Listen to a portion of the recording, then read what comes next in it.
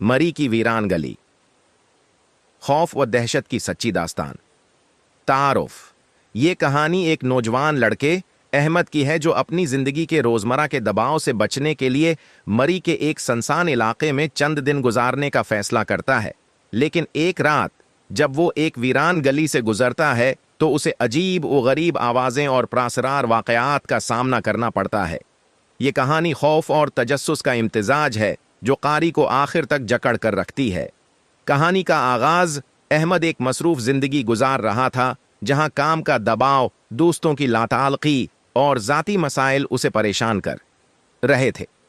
एक दिन इसने फैसला किया कि वो कुछ वक्त अपने लिए निकालेगा और मरी के खूबसूरत और परसुकून मकामात पर जाएगा।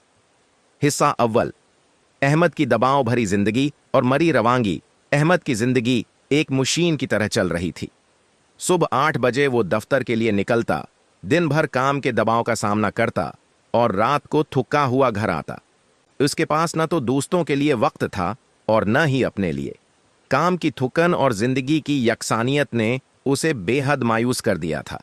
एक दिन दफ्तर में काम करते हुए अहमद ने सोचा, ये जिंदगी में किया कर रहा हूं, क्या यही मेरी किस्मत है? उसके दिल में सुकून और आराम की ख्वाहिश जागी। इसी लम्हे उसने फैसला किया कि वो मरी जाएगा। मरी हमेशा उसके लिए एक खास जगह रही थी जहां वो सुकून और खुशी महसूस करता था। अगली सुबह वो अपना बैग तैयार करके मरी के लिए रवाना हो गया। हिस्सा दूम, मरी का सफर और हाजी साहब से मुलाकात। मरी का सफर हुसैन मनाजिर से भरा हुआ था। रास्ते में पहाड़ों की सब्ज वादियों और बादलों से ढके हुए दरख्तों ने अहमद के दिल को खुश कर दिया। वो महसूस कर रहा था कि वो अपनी परेशानियों से दूर हो रहा है।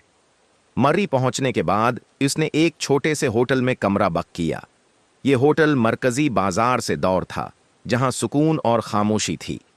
होटल के मालिक हाजी साहब एक उम्र रसीदा और मेहरबान शख्स थे। चाय के दौरान हाजी साहब ने अहमद को खबरदार किया, बेटा, मरी खूबसूरत है लेकिन यहां कुछ जगहें ऐसी भी हैं जो खतरनाक हैं, खास तौर पर एक गली। कौन सी गली? अहमद ने हैरानी से पूछा।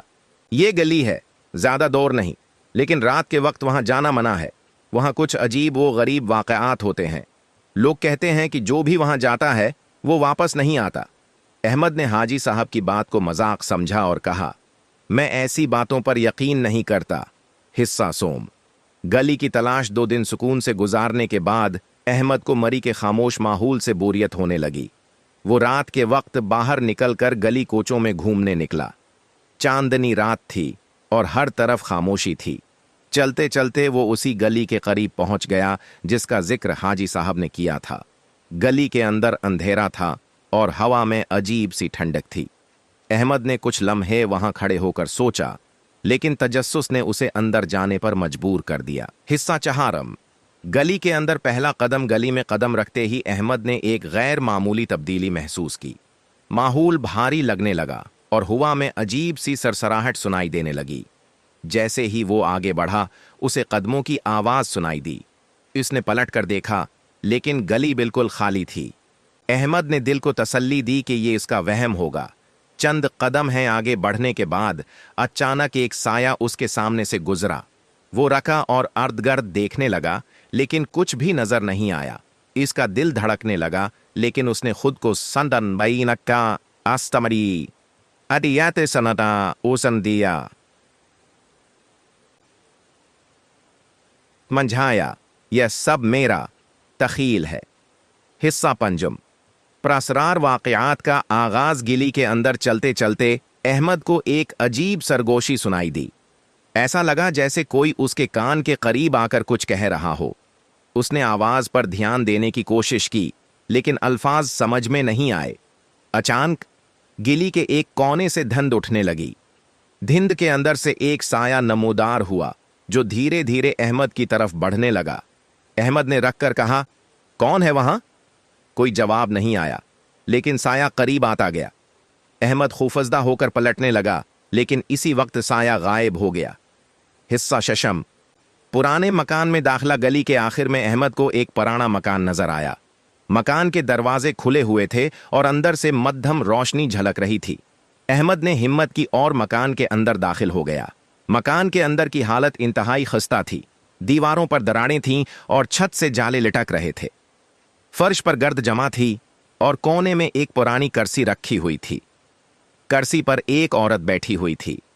इसका चेहरा झरियों से भरा हुआ था और उसकी आंखें खाली गड्ढे की तरह थीं। तुम यहां क्यों आए हो? औरत ने करख्त आवाज में पूछा। हिस्सा हफ्तुम, गली का राज और अहमद का माजी। अहमद ने घबरा कर कहा, मैं बस यहां से गुजर रहा था। औरत ने एक खौफनाक कहकाहा लगाया और कहा, यह जगह तुम्हारे लिए नहीं है। तुम्हें मालूम है कि तुमने माजी में क्या किया था? इसी लम्हे अहमद के दिमाग में धंधली यादें अभरने लगें।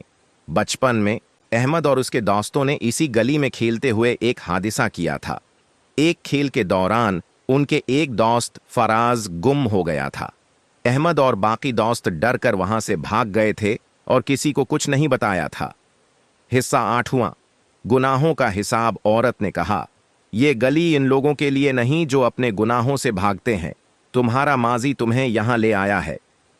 अहमद को महसूस हुआ कि वो हरकत नहीं कर पा रहा।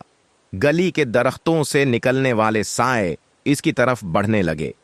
वो मदद के लिए चीखना चाहता था, लेकिन उसकी आवाज दब गई। इख्तिताम, मुकाफात अमल। सुबह के वक्त हाजी साहब ने गली के करीब कुछ लोगों को बात करते सुना। उन्होंने देखा कि अहमद का सामान होटल में पड़ा हुआ था, लेकिन वो खुद गायब था। किसी ने उसे गली में देखा था, लेकिन वो वापस हो गया था, नहीं आया। इखलाकी सबक, जिंदगी में किए गए गुनाहों का हिसाब हमेशा देना पड़ता है। हमें अपनी गलतियों का एतराफ करना चाहिए और उन्हें सुधारने की कोशिश करनी चाहिए, वरना माजी का साया हमेशा हमार पीछा करता